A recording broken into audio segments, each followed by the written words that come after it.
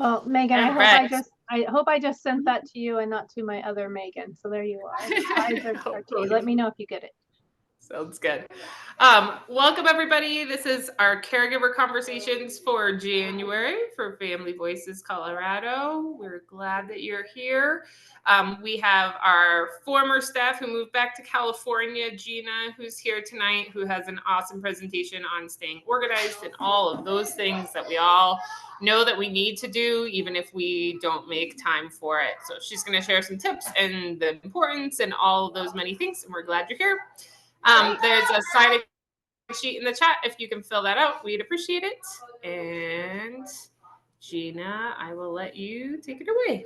Great. Thanks, Megan. Hi, everybody. And hi, all the faces I already know. And I am also a parent of, I have 4 children, two of which have some type of disability. My youngest son is 21. He's almost 22 in a few weeks, and he has Down syndrome. And more importantly, I have 8 grandchildren, and they're my favorite. So there's that. And I don't have to keep organized for them. So tonight we're going to talk about getting organized. I'm going to share my screen. Move you guys over a little bit so you can see the whole. There we go. We're going to talk about getting organized tonight. The hardest part, Megan and I were just talking about how every time that every time I seem like I'm getting organized and I've got it, then I'm not organized anymore. And so that's always the challenge. And so we're going to talk about a little bit tonight. I'm going to share just some hints and tips and kind of maybe make you think about some things you haven't thought about in the past, and we'll also have some time to share with one another or throw some things in the chat. So here we go. And thanks for having me. I love Family Voices.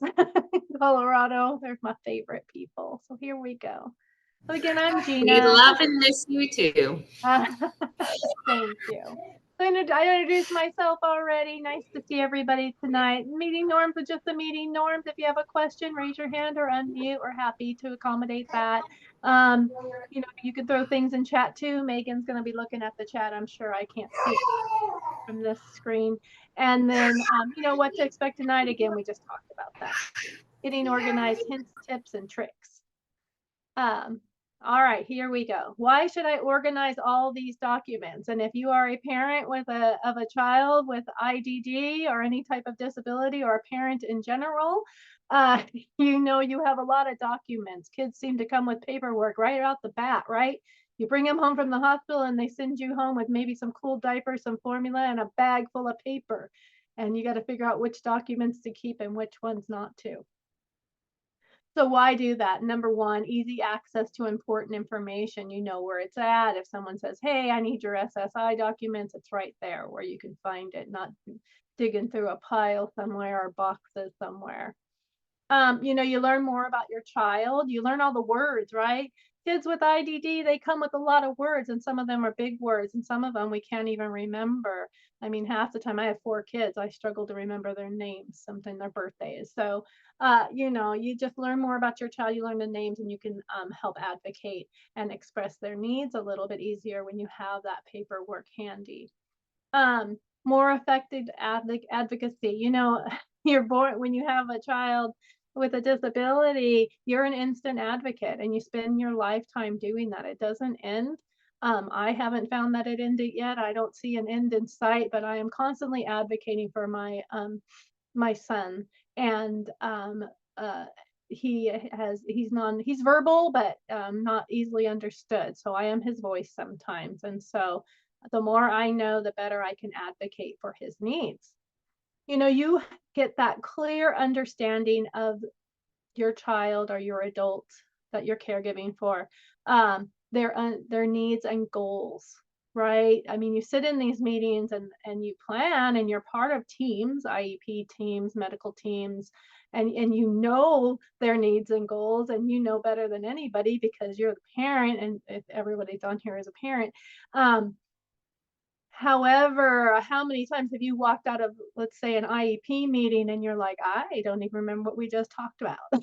And I certainly don't remember the goals, and you have to go back to the goals, or you're having a discussion with your child's medical provider and say, remember we talked about that we were going to try to in 6 months do a swallow test and see where you're doing. I don't remember that, but it's in that paperwork that I need to check it in the binder. And also just to have a paper trail.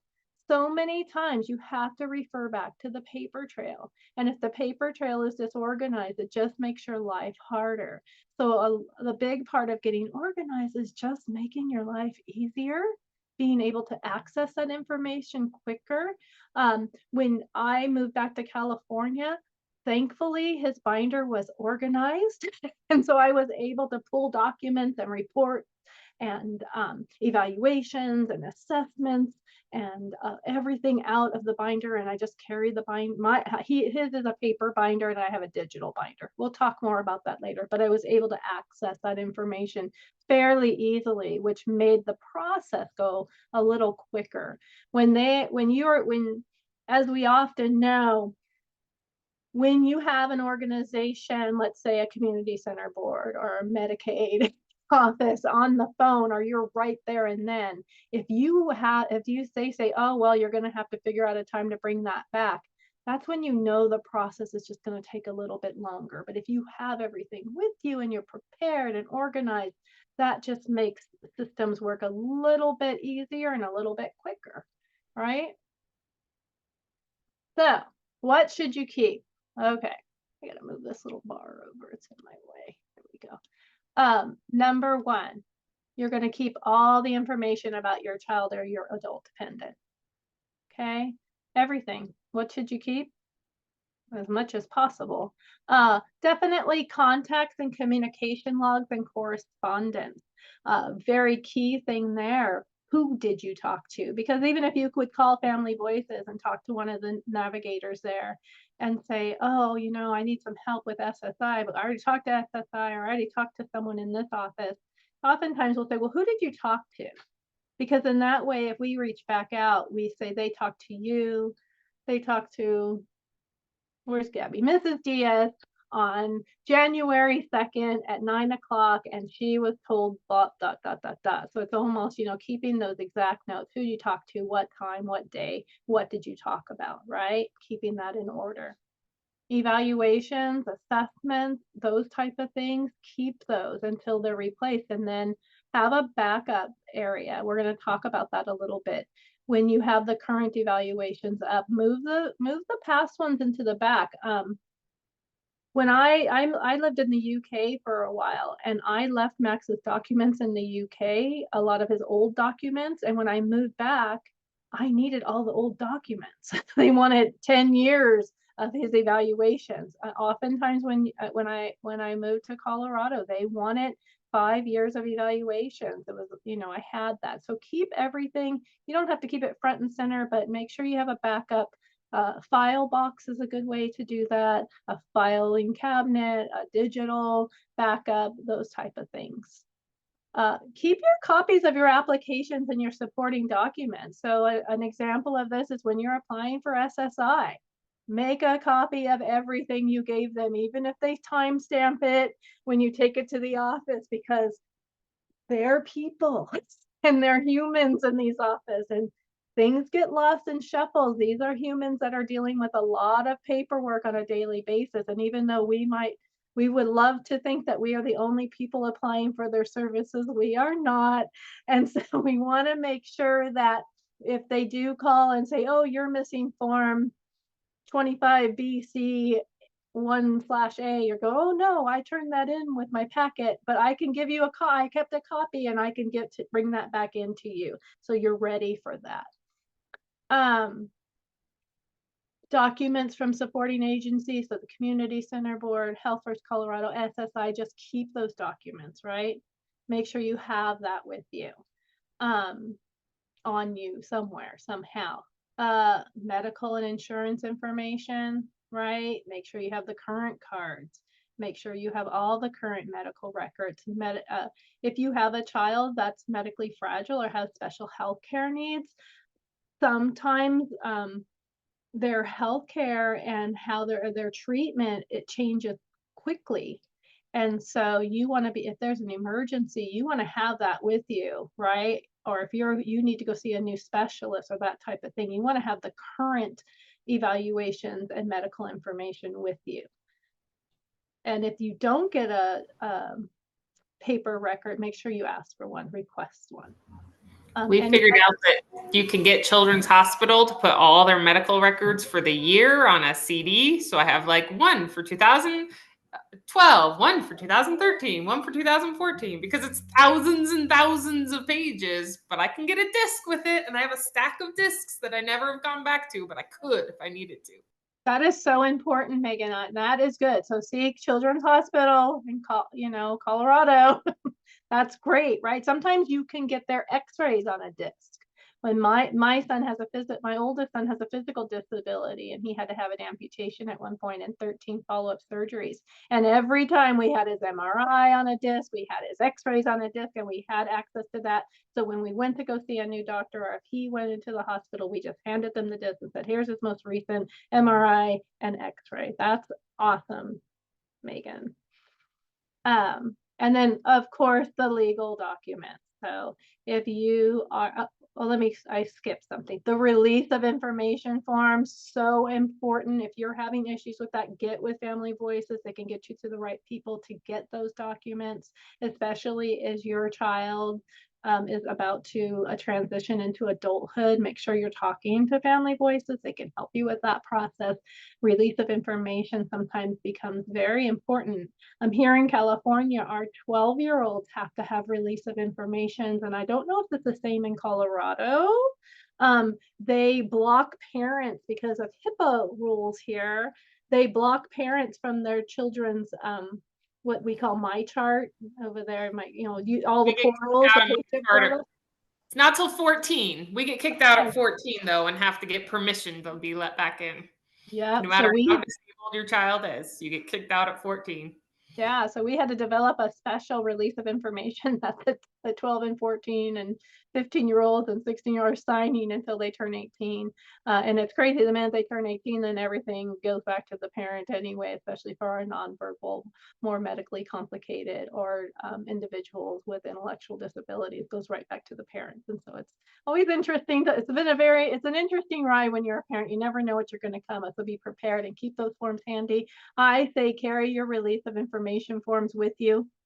Keep them in your car, keep them in your purse, keep them in your wallet, some way, just in case there's an emergency, you have that. You're not messing around with systems that say, oh, we can't talk to you. They have to, come on, your 14-year-old's going to approve a surgery? I don't think so. It's silly. And then of course, all your legal documents. So if you have conservatorship, if you have guardianship, any of those things, make sure those legal documents are with you. Those are the type of things you keep. Where am I? Okay. So here we are.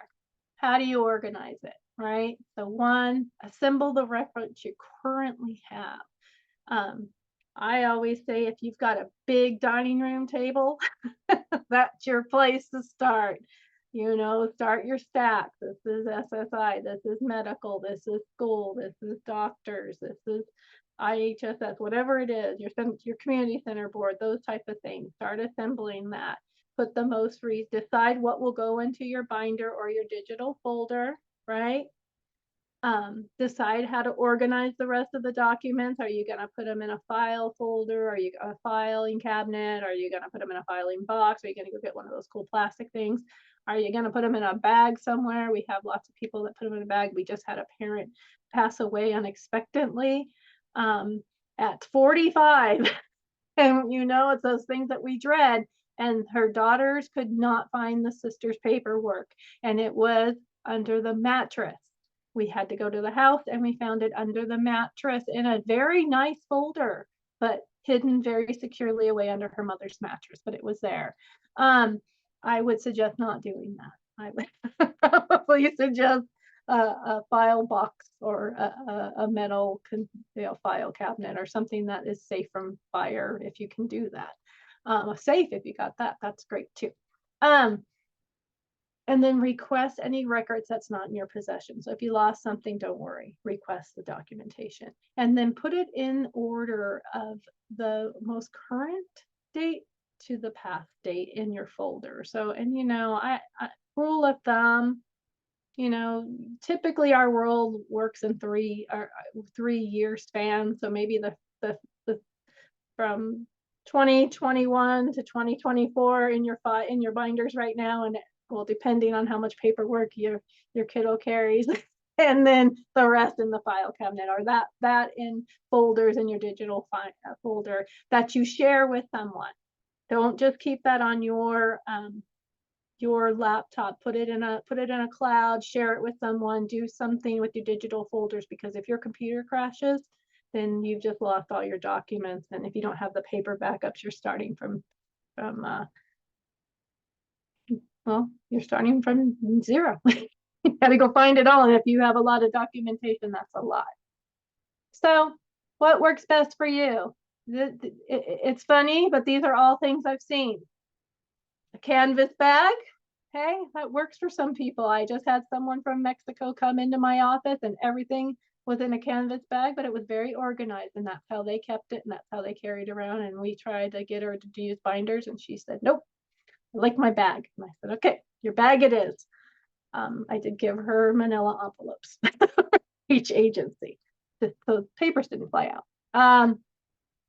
Filing box, filing cabinets, binders, digital folders, cloud, put it in the cloud, make lots of copies of digital folders. And then these are just things that you could carry around with you, highlighters and pens and pencils and that type of thing. So you have those with you when you're going into offices, and you have your own things you can just pull out.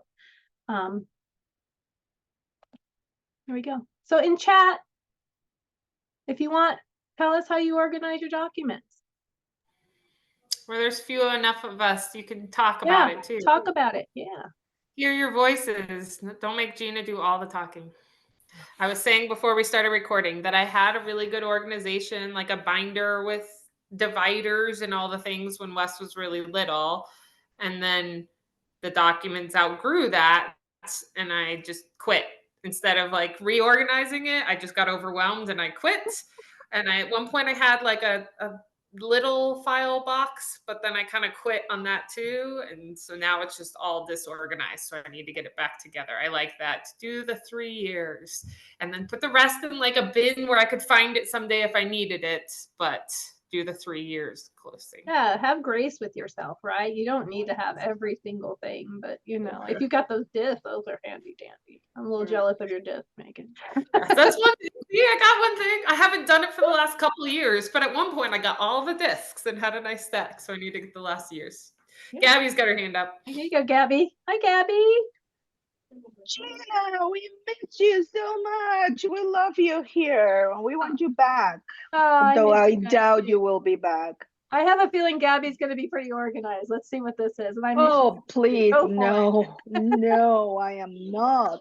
What I am going to ask is, I am in shock that children's locks us out at 14. Is that public knowledge? Because I am just shocked.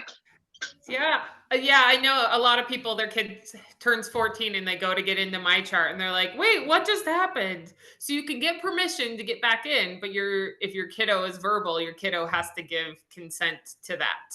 So yeah. And remember, an X is a signature. Yes. A mark is a signature. Doesn't have to be pretty. Jamie. Oh, go ahead, Gabby. Gabby wasn't done. Sorry, Gabby. No, I was just going to say thank you for that because I had no clue. It's coming. Fun times. Jamie, go ahead. Yeah, so for my organization, I did really good until I moved to Colorado because we've moved so many times. So everything up until Colorado is really good, but I have a whole filing cabinet. So I have 2 children with disabilities. So each child has their own medical drawer, and then each child has their own school drawer. And I would like to say each state we've lived in is a folder, but some states are thicker than others. So, but each specialist has its own manila folder. Wow. So yeah, that's great. Good for you. Yeah. Everybody go see Jamie. She'd come over and get you organized. Megan might make you some coffee to help her. Totally. I just give you the stack of papers on my desk. Right. Malai in the chat said an accordion file. I do like those until you Mhm. outgrow them. That has always been my issue, but I Yeah, that's need why to I have a whole filing cabinet. Uh-huh. And then Kim in the chat said a bag with binders for current docs and a filing cabinet for older docs, which There's sounds nothing wrong with those bags, I'm telling you. And Reiko said a filing cabinet and storage bins for older documents. smart. Yeah, Good job, people. telling you. Check in with the offices if they typically are selling file cabinets for cheap or giving them away if you need one. Let's see. All right, thanks everybody. Now I'm gonna have to organize and stop being a hypocrite over here. I told Megan before I think I told you guys I'm a mess over here with organizing and teaching about organizing. It's been great. Let's see. Okay. School documents. I think many of you still have schools, and this might be kind of course, we're saving our school documents, but some people don't.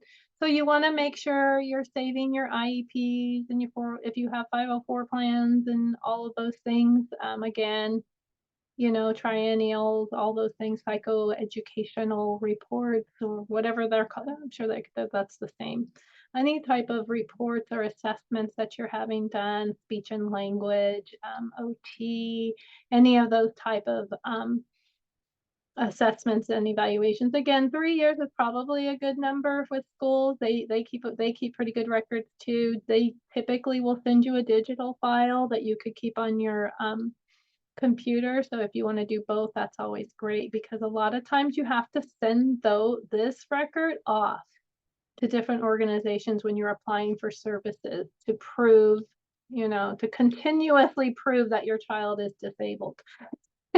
So, I always laugh because I'm constantly having to prove that my son still has Down syndrome. And I go, do you know of a cure that I don't know about? Because I would like to speak to you. And they never appreciate that kind of snark. And so I typically get in trouble for that and then send them the documents that say my son has Down syndrome. And when was he diagnosed? When he was born. For the longest time, the school would not send me IEPs digitally. And then I finally was like, what is the deal? And they're like, oh, we don't have a secure way. So technically that violates HIPAA unless you specifically give us permission to send it on an unsecure way. And I was like, you have my permission. Please email it to me. Yes, and thank you, right?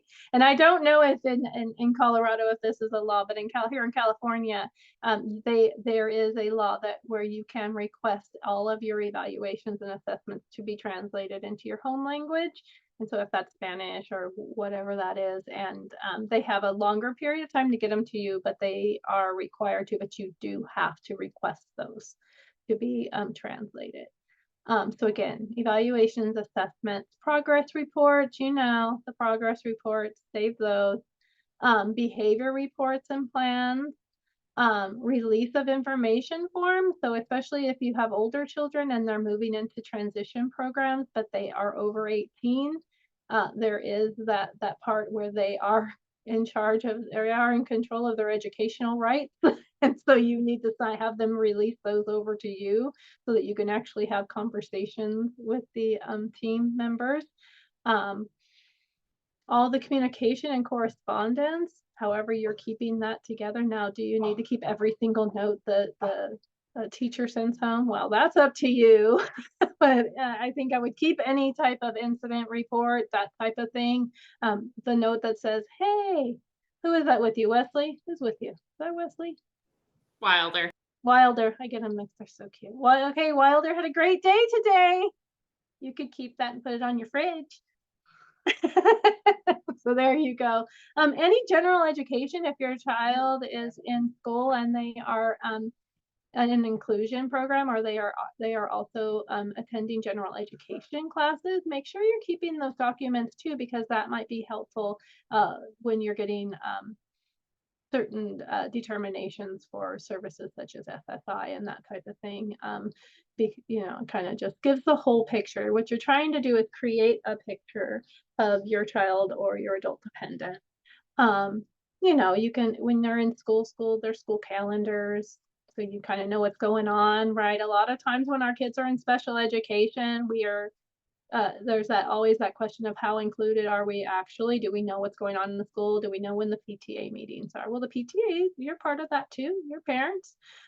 You know, do we know when the school breaks are, when the fun things are, that type of thing. Attendance records, report cards, all that thing. And then of course a contact list. Who are your contacts at the school? Besides your teacher, sometimes that gets muddy.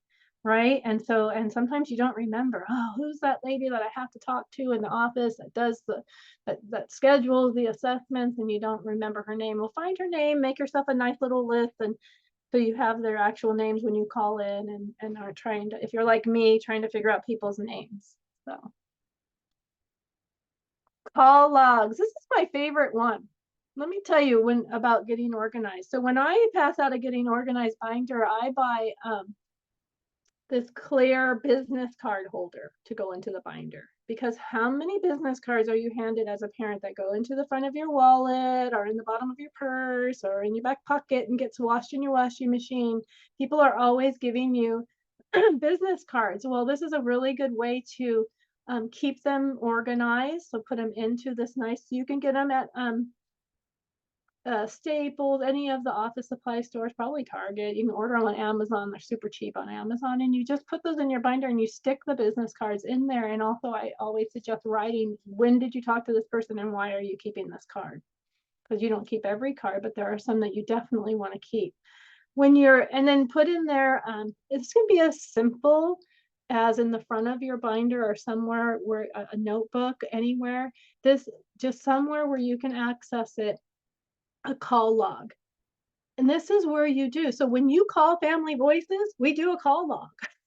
We log what we talk to you about, because we can't remember everything, and you're not going to remember everything. You're going to maybe make a call and then your kids need 20 things and you're going to go, oh, I forgot to write that down. No, I forgot, right? Or I can't find it. Write it where you can see it. Who did you call? When did you call them? What you discussed. So make sure you do time and date, right? Who you talked to, what was discussed, what's next. Did they say you call me back in 2 weeks, or I'm going to call you back in 2 weeks? And then who do you call? Who's the callback contact, right? So it's going in that log on your calendar, right? Call, developmental path, call Janie at Developmental Pathways back today to check back in on the application. They said check back in 2 weeks, put that on your calendar, put that in your log so you have that information. It has been the single, this one over here is something that I do. I keep it on the notes on my iPhone. So when I'm talking to someone, I'm typing in my iPhone in notes, and I just turn the little button off on the side so they can't hear me typing, and I'm typing everything they're saying. So that when I got to save that note, and so when I got to call them back, I know what we talked about, I know who I'm calling, and I don't have to look for a piece of paper. That's another way to organize it, but just definitely doing those things, making sure you know, because as we know, especially when our children or the person that we're caring for is going through a crisis, we could be talking to multiple people in it, during the day, right? Think about when you go to the hospital, how many people are you talking to? A lot. And so writing that down is just a really good way to remember that. I know for me that people's names, just like when I'm like focused on information, their name just like I completely forget it and just doesn't register in my brain at all. And I've had to try to be better about that, because everybody always wants to know, who did you talk to? And I'm like, it was a woman. I don't know. I forgot her name. So I'm trying to be better. Shelley, Shirley, something with an S. I don't know. That thing, right? We all do it. I do it constantly. I hear you, Megan. Thank you. With your documents, update those as you need it. What I was talking to a parent last week in a class I'm teaching, and what she does is she updates her documents when the time changes happen. She goes through her binder when she changes the batteries in her smoke detectors. So she changes the batteries on her smoke detectors when the time changes, or checks them, right? And then she looks in the binder and makes sure everything's updated. And that's just her system. So I don't know, give yourself a date, like, this is my Sunday, and Sunday afternoon, I'm going to turn on a movie and I'm going to go through the binder every few months or every once a year. I don't know, however often you feel like you need to do that. Update it as needed. Move older documents again out to storage so you can create space for your new one. These binders, Max's binder is one of those 4-inch binders. It's full. It's full. It's heavy. You know, that's why we need the bags to carry them. They're heavy. And then err on the side of caution when you're deciding to discard anything. If you are going to discard something, shred it. A lot of that stuff has your kids' information on it. You know, you don't want that just laying around, but that always makes me panic, but that's up to you if you want to shred things. But yeah, just err on the side of caution. Getting organized for meetings. How are we on time? We're good. Okay. Prepare questions prior to the meeting. Important, important, important. If you need to talk to a navigator, call Family Voices before your meeting. They will help you prepare your questions for the meeting. Maybe make sure you always talk to someone else before you go to a meeting, so you're bouncing things off of someone else in case you forget something. Write it down. Take it with you. Don't do what I do and forget the paper. I wrote all this down and now I forgot the paper. It's sitting on my counter next to the coffee that I forgot to drink before this meeting. Put it in your purse, put it with you, put it in your phone, take a picture of it. My daughter does that. She writes out a grocery shopping list and she knows she's going to forget it. So right when she's done, she takes a picture of it. So she knows, so she has it because she always has her phone. She never forgets that. Request information before the meeting. So anything you're going to need before the meeting from that agency, have it before so you can review it, or from school. So, you know, if they have the evaluations ready beforehand, see if you can get them beforehand. It kind of helps you. First, it helps you kind of mentally prepare and emotionally prepare for a meeting, but also will help with those questions. Ask clarifying questions during the meeting. Write it down. Keep your pen and paper with you. Take a notebook. Gather all the information that they give. No question is too small to ask. Never feel like you can't ask the question or if they're going to think you're silly for asking that, because if it's something that you're wondering about, you need to know that about your child. Okay. Know the next steps, write them down, follow up with an email about the next steps. I understand that these were the next steps we agreed upon in our meeting. Know who to contact if you have questions that come up after the meeting. So again, writing down that contact information somewhere where you have it so that you can have access to it. Bring someone with you, always a good suggestion. Have a second voice. If it's a virtual meeting, have someone jump on the Zoom with you. Make sure you tell people ahead of time, just as courtesy. And sometimes it's a requirement for agencies that they know, and schools that they know someone else is coming with you. You know, and then discuss the goals for the meeting beforehand with a trusted person or an advocate or a navigator from Family Voices, that type of thing. You know, again, just get that extra input, get things out of your mind into the open, and that way you have a fully developed list of questions when you're going in, because you, again, are your child's advocate. One thing somebody told me once that's been really powerful was creating a paper trail for meetings that are for phone calls or meetings that are virtual and such. So like after the meeting, just sending an email to somebody that says, thanks for the meeting today. I just want to recap what we talked about, and send it. So then you've created a paper trail for that virtual meeting that you have no documentation to prove or what happened in it. That's right. Come back to me a couple times that was important. And if they share notes, so there's a lot of times there's a note taker in the meeting, especially like in an IEP meeting, there's a note taker, right? Ask for the notes and read the notes, because a lot of times that note taker is like the principal that's answering emails while they're taking notes. And oftentimes, if I'm the advocate in the meeting, or if you're going with someone, I will ask, did you get that? Did you get that? Because that's important. I take my own notes. And we put them side by side when they come, and I make sure I say, oh, I want these added. You can add things to notes, especially in IEP meetings. Put most current records on the top, talked about that. Mark the dates on all the documents if they're not dated. Dates are important. Save originals for making copies. Duplicates are not always what they seem, and a lot of times if it doesn't have a wet signature on it, they will not take the document. So if it has a wet signature, save that and make copies.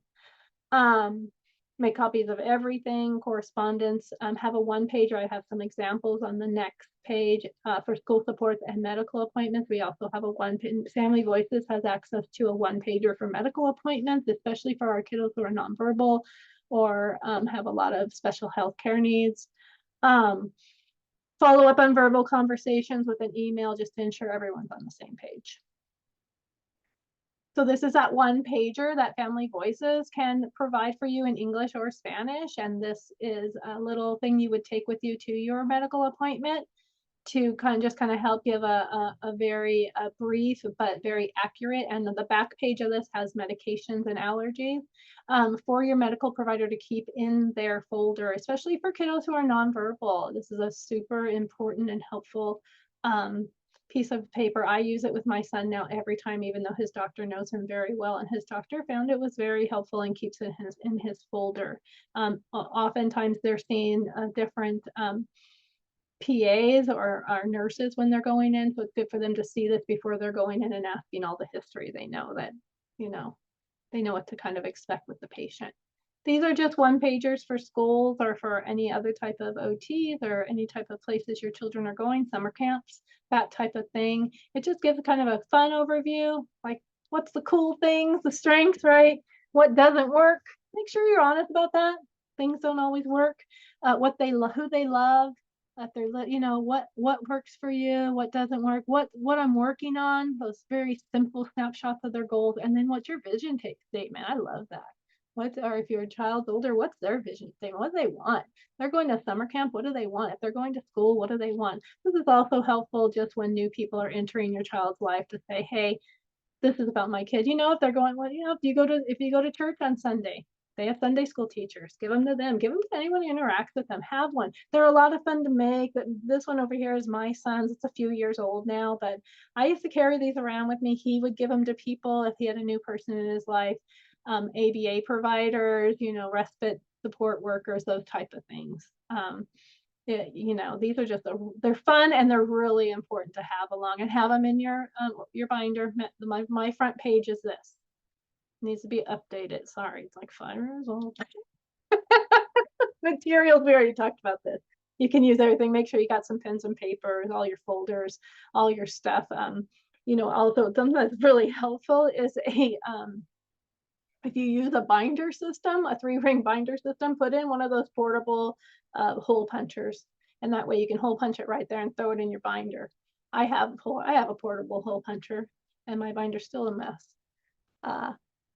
There's just the different tabs. You could think about medical, education, benefits, insurance, disability specific information. So a lot of you who have genetic oh my gosh, I just lost my, genetic diagnosis that's specific that a lot of people don't know about, that if you have trusted information that you vet it yourself, have that in there. There's school. Well, don't worry about Tri-Counties. This would be Community Center Board. Oh, we missed one, Megan. This would be Colorado Health. This is California. I tried to Colorado it. Social Security, parent support, your rights. How many times you're going to walk into a meeting, you're going to get your rights. I swear every time I go into I don't need another one of your 60-page rights. I've got it. Thank you very much. Or email it to me. But keep one copy in there just because in case you got to refer to it for an appeal. That's it. Questions? Awesome. Thanks. Hey, everybody, I'm going to stop the recording unless anybody has a really general question they want to ask, because then you can ask specific questions and we can still post this on our website, versus if you say personal information on the recording, then we can't post it. So going once, going twice for general questions.